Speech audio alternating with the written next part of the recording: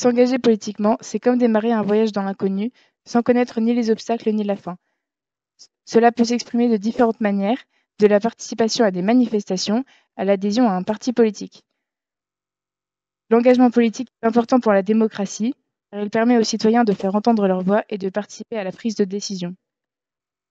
Réglons les détails tout de suite. À part les élèves, le professeur et quelques reprises autorisées, tout dans cette vidéo a été créé par des intelligences artificielles.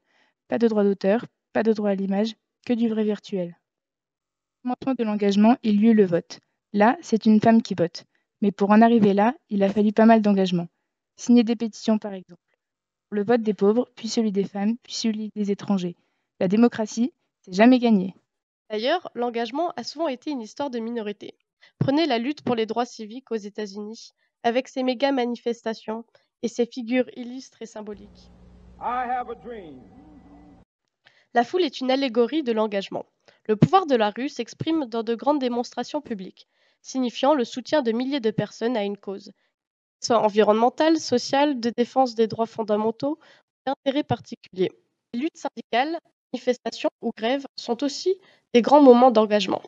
Elles favorisent ou bloquent la transformation sociale.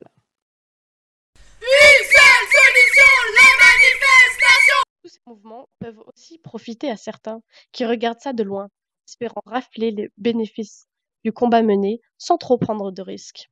On parle alors de passagers clandestins. Allez-y les gars, je vous rejoins, j'arrive les gars, j'arrive.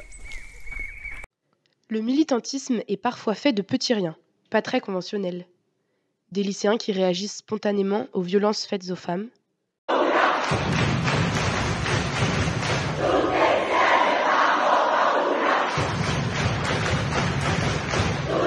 Une prise en otage de l'art. Le boycott individuel de certains produits qui va peser dans le comportement des producteurs.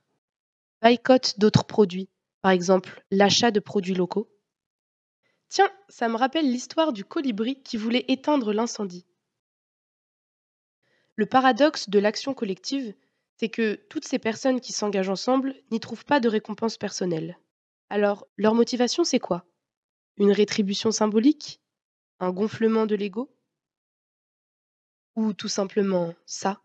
Montrer que chacun, à notre échelle, on peut être acteur de la solidarité et chacun a quelque chose à apporter et à donner aux autres. Il faut s'engager.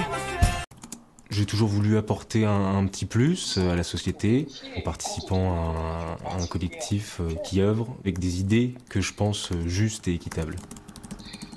If you want to make something happen, you have to get involved.